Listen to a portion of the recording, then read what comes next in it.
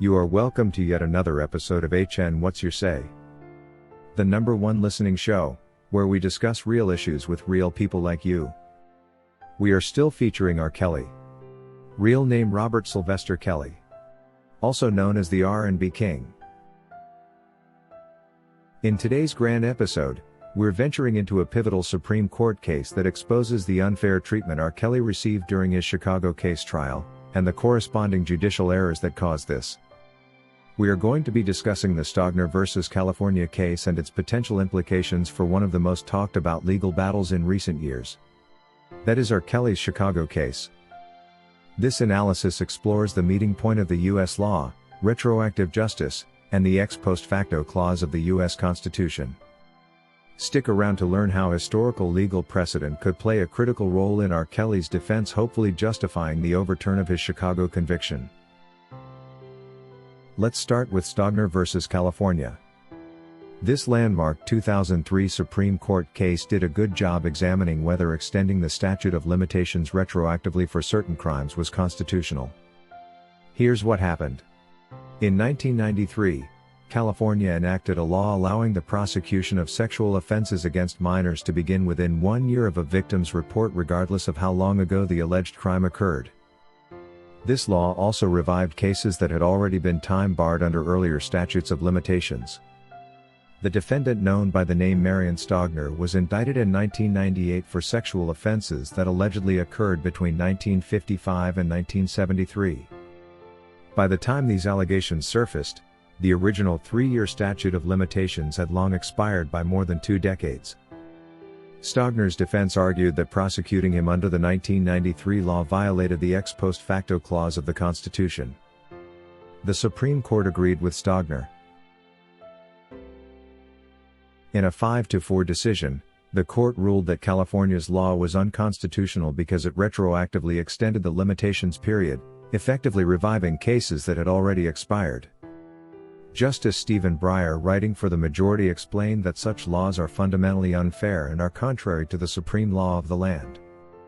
They alter the legal consequences of actions after the fact, which is not acceptable by U.S. law, in the process violating the principle that individuals should only be judged according to the laws in place at the time of their alleged offenses. The ex post facto clause found in Article I, Section 9 of the U.S. Constitution prohibits the government from enacting laws that retroactively change the legal consequences of actions that were completed before the law was passed. The clause is essential to protect individuals from arbitrary and potentially vindictive legislative actions. In Stogner, the court emphasized 2 critical points. Retroactively extending statutes of limitations for criminal prosecutions is not permissible because it allows prosecutions that were previously barred. Such retroactive applications unfairly disrupt already settled expectations and the finality of legal decisions. This precedent, having determined the boundaries of the U.S. law, in turn set a high bar for the retroactive application of laws, and particularly in criminal cases. Now let's turn our attention to R. Kelly, the highly celebrated Grammy-winning king of R&B, who has faced multiple charges of sexual misconduct, including allegations said to have involved minors. In the Chicago case, federal prosecutors charged Kelly with inappropriate crimes that included alleged sexual exploitation of children, production of child pornography, and other related offenses. While R. Kelly has already been wrongfully convicted in some instances, his legal team has consistently challenged certain aspects of the charges brought against him, including the application of statutes of limitations. One of the potential defenses in R. Kelly's case could involve arguments related to the timing of the allegations, and whether certain charges are time-barred under existing statutes of limitations. Since prosecutors attempted to revive charges that were previously barred by time, Kelly's defense team has the right to invoke the precedent set by Stogner vs. California. The defense, in fact, has argued against the retroactive application of the law, but sadly the judicial system has repeatedly played the deaf card.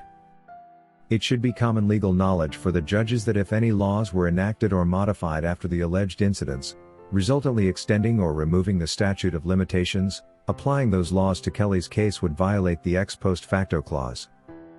By following the fairness and finality similar to that in Stogner vs. California, Kelly's defense could contend that reviving time-barred cases undermines the fairness of the legal process and disrupts settled expectations. And this would leave the Supreme judges with no choice but to reverse both the trial and appeal court's decisions. The retroactive prosecution in R. Kelly's Chicago case could also be challenged as a violation of his due process rights, emphasizing that Mr. Kelly cannot defend himself adequately against decades-old allegations where important evidence and witnesses may no longer be available. While Stogner vs. California was a state case as opposed to R. Kelly's, which is a federal indictment, the arguments are technically the same and the two sets of laws should not conflict to such an extent. There is no doubt that in fact similar principles apply at the federal level, since the law that bars Congress from enacting ex post facto laws is federal in nature, appearing in Article 1 Section 9 Clause 3 of the U.S. Constitution. Even if the specific crimes R. Kelly is accused of may have had different statutes of limitations from Stogner, or even if Congress may have explicitly extended those limitations in a manner consistent with constitutional requirements, still if found to violate the law against ex post facto laws, the conviction has to be overturned by the Supreme Court. The debate over statutes of limitation should no longer be complex. Even though government argues that victims of sexual abuse often need years to come forward due to the trauma and stigma associated with such crimes, the law is what it is. Perhaps they should have taken legal action early enough. There was in fact plenty of time for the government to do this and they chose not to. So why now? The Constitution's protections ensure that individuals are not unfairly prosecuted under retroactive laws.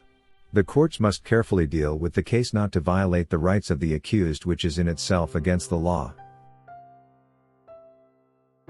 In conclusion, the 2003 Supreme Court decision in Stogner vs. California remains a critical touchstone for discussions about retroactive justice and the ex post facto clause in relation to R. Kelly's case.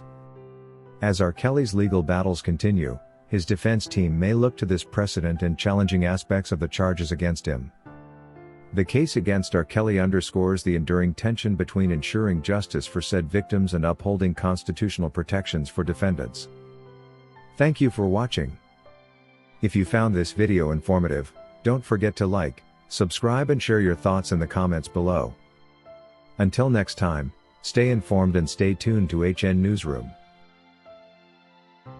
If you want to be featured in our video releases, send us your clips by emailing them to hnnewsroom242@gmail.com or use Google Drive for larger files. Be sure to include your name and any details you'd like us to know. We can't wait to showcase your contributions. That is all we had for you today on HN What's Your Say.